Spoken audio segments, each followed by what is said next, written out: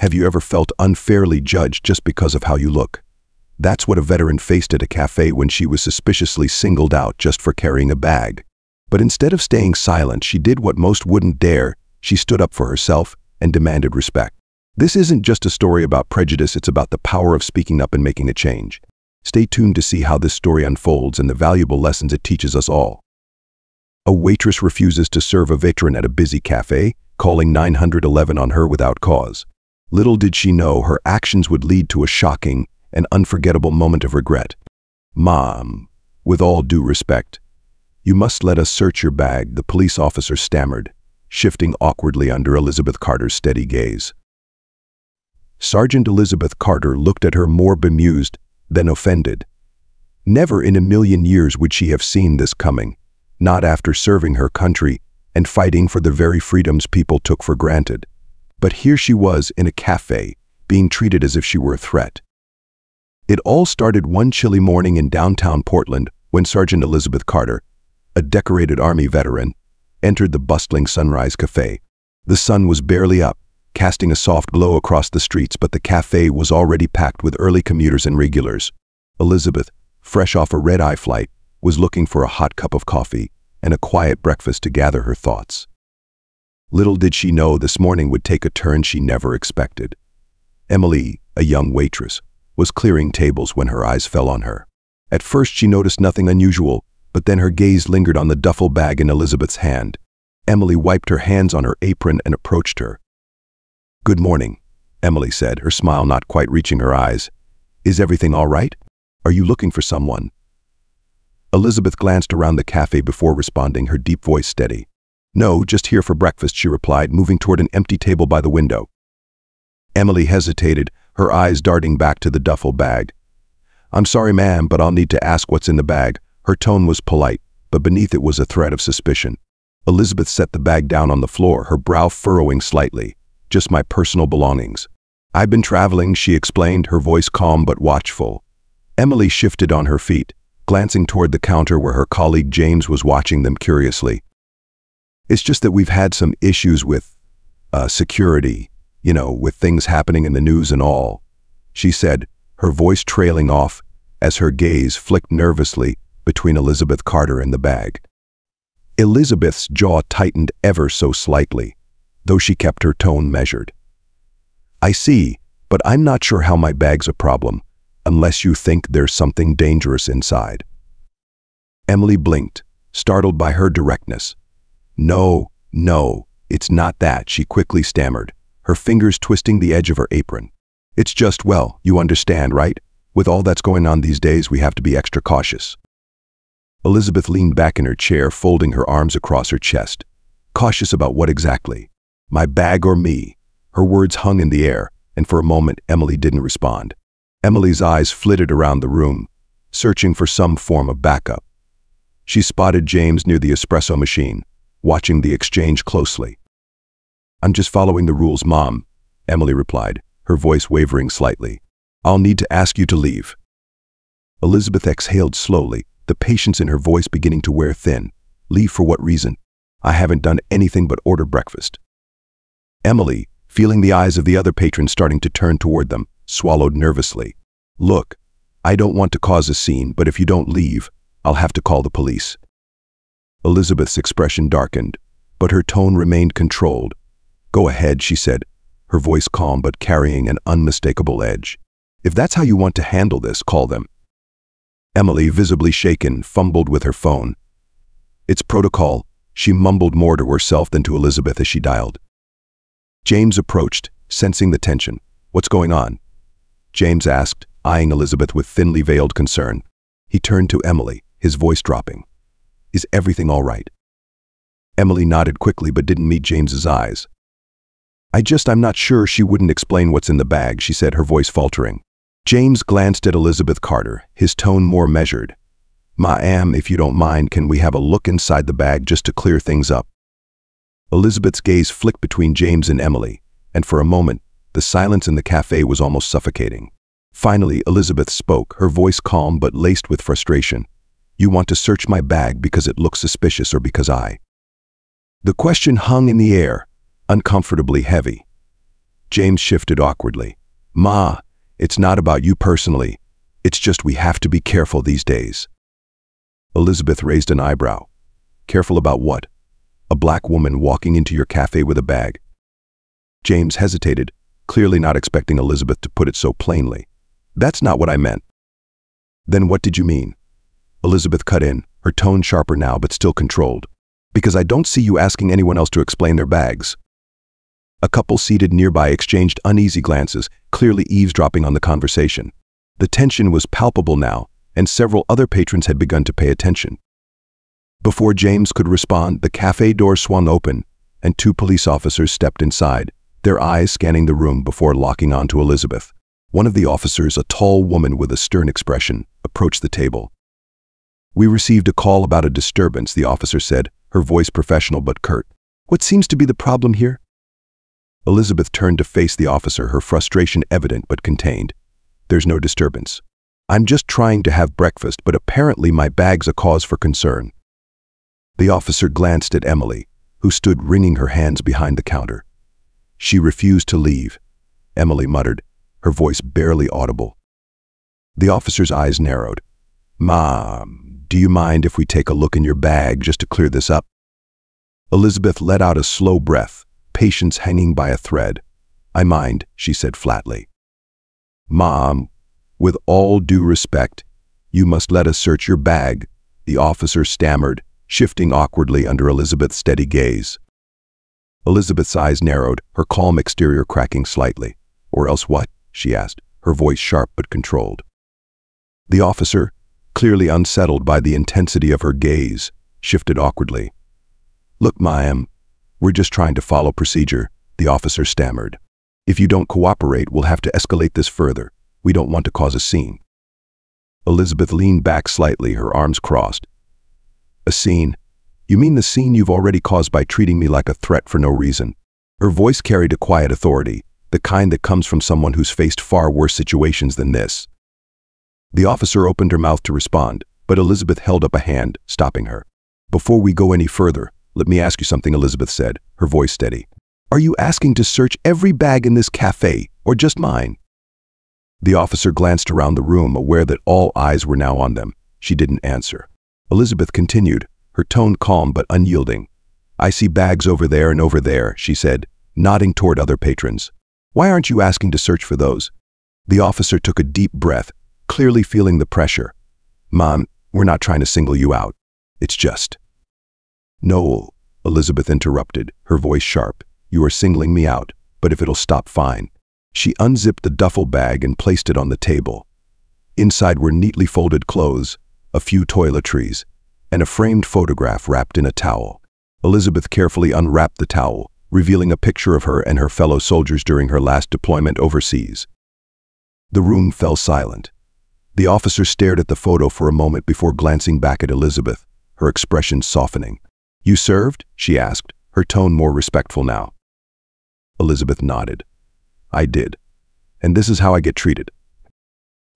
Emily, her face drained of color, took a step back.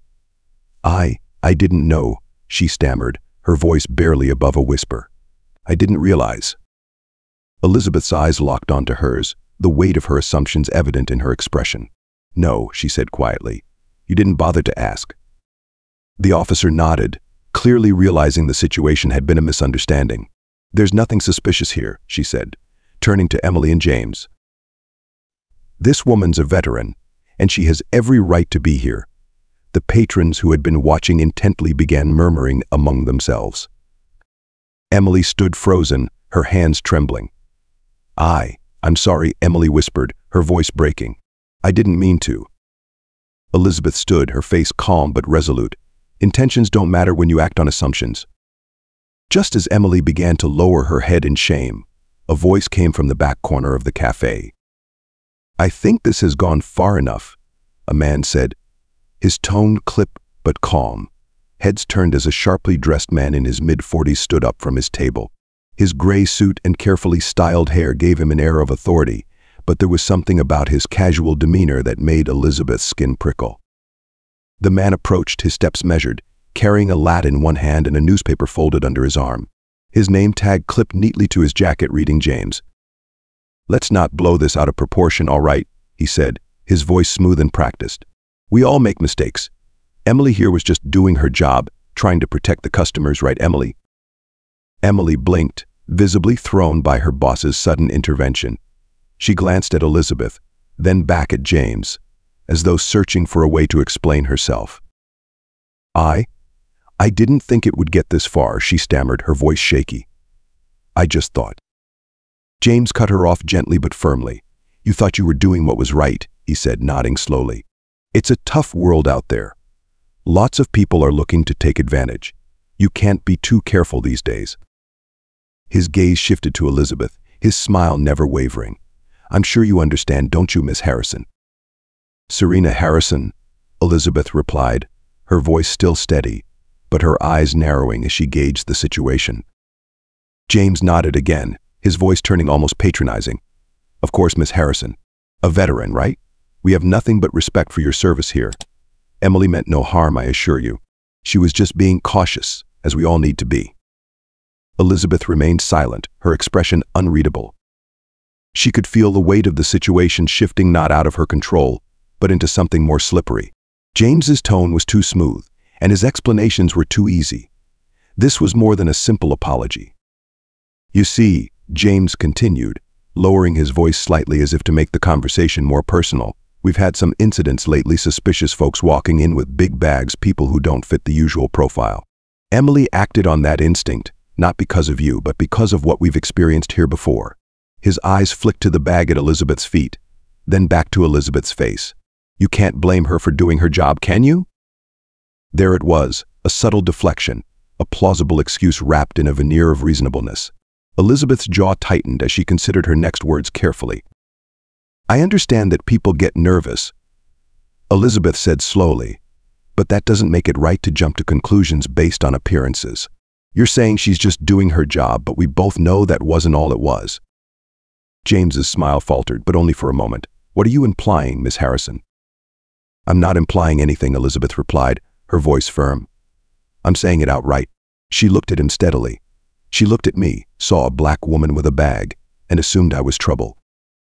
The tension in the room thickened.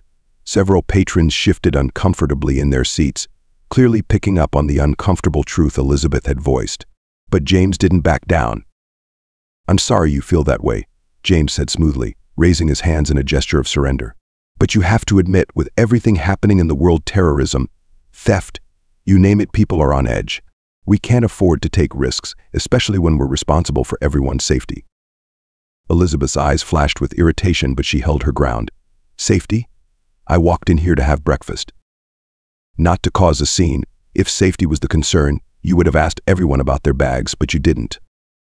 James's face hardened, but his smile remained. "Miss Harrison, I think you're taking this the wrong way. We don't discriminate here.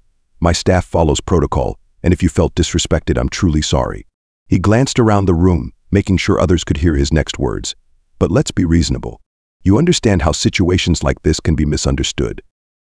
Elizabeth stood her ground, refusing to be swayed by the manager's polished rhetoric. "Misunderstood? No, this was perfectly clear. And instead of owning up to what happened, you're trying to cover it up with excuses." James's eyes darkened, though he kept his voice even. "I'm offering you an explanation, Miss Harrison. We've had to make difficult decisions here, and not every situation is black and white. If we start questioning every customer who raises a concern, where does it stop?" Elizabeth's voice sharpened. "It stops when you start treating people with respect instead of making assumptions." Emily, who had been watching the exchange with growing unease, suddenly spoke up, her voice shaky. I didn't mean for this to happen," she repeated, her eyes flicking nervously between Elizabeth and James. "I thought I was doing what you wanted. You always said we had to be on the lookout for anyone who didn't look right." James's expression shifted ever so slightly, his veneer cracking just a bit. He turned to Emily, his voice lowering. "Emily, I think you're confused. We've never encouraged profiling." Elizabeth's eyes narrowed as she caught the subtle shift in the conversation. James was walking a fine line, distancing himself from any outright accusation, while still maintaining plausible deniability. It was clear that he had coached his staff to be cautious, maybe too cautious, but now that it had backfired, he was trying to clean it up. Emily looked down, her face flushed with embarrassment and confusion. But you said. I said to be cautious, James interrupted smoothly, turning back to Elizabeth. But it seems like there was a misunderstanding here. Perhaps we can find a way to make this right. Before Elizabeth could respond, the door chimed. A woman in the back corner stood up, phone in hand. I've been recording this, she said loudly, her voice cutting through the room's tension. People deserve to know how you treat veterans here. Without another word, Elizabeth turned and walked out of the cafe, the door closing behind her with a soft chime. The next day, Elizabeth sat at her kitchen table reflecting on the events from the previous morning. It wasn't the first time she had faced mistreatment, but this incident gnawed at her more than usual. Something about the way she had been singled out for simply carrying a bag, coupled with the assumptions made about her, felt different. She decided to share her story, not out of anger but to raise awareness. Elizabeth began typing out a detailed post explaining what had happened, how it was more than just a misunderstanding, and how the assumptions people make can have real consequences. She explained how veterans like her are often judged without context, and how moments like this are reminders of the work still to be done. She hit the post and watched as the story quickly spread. Friends, fellow veterans, and even strangers shared it widely, and soon local news stations reached out, eager to cover the story. Suddenly, the Sunrise Cafe found itself at the center of a growing controversy. Calls and emails flooded in, demanding answers. Emily, the waitress, was overwhelmed by the backlash. She hadn't expected such a powerful response. What had seemed like a small, controllable situation had spiraled into a public relations disaster. Within days, the cafe's manager, James, issued a public apology, acknowledging their mistakes and promising to retrain the entire staff to treat customers with dignity and respect, regardless of appearances. They also announced a donation to a local veterans charity as a gesture of goodwill, but the story didn't end there. A week later, Elizabeth received an invitation from the cafe. They were hosting a charity breakfast for veterans, with all proceeds going to the Wounded Warrior Project. The invitation included a personal apology from Emily herself. At first, Elizabeth hesitated.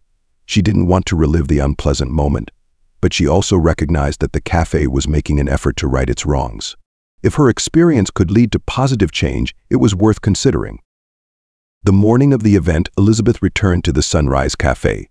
This time, the atmosphere was different. She was greeted warmly by the staff. Emily, looking pale but sincere, approached her cautiously. "I'm so sorry for how I treated you," she said, her voice trembling with emotion. "I've learned so much from that day, and I hope you can forgive me." Elizabeth looked at her, then back at the cafe bustling with people, many of them veterans. "Forgiveness isn't what matters," she said gently. "What's important is that we learn and do better moving forward." The charity breakfast turned out to be a success, raising thousands of dollars for veterans and shedding light on the importance of treating people with dignity and respect, no matter who they are. As Elizabeth left the cafe that day, she felt a sense of closure. What had begun as a painful experience had turned into an opportunity for change, awareness, and growth for everyone involved. The lesson from this story is clear. Sometimes actions based on assumptions and suspicion can lead to unintended consequences. However, instead of letting misunderstandings and hurt linger, we can choose to learn, make amends, and create positive change. That's exactly what Elizabeth and Emily did, turning a painful experience into an opportunity for growth and mutual respect. If you found value in this story, don't forget to like, subscribe, and hit the notification bell so you never miss an inspiring video. Together we can build a more understanding and compassionate community. Let us know your thoughts in the comments below. Do you agree that change starts with each of us? See you in the next video.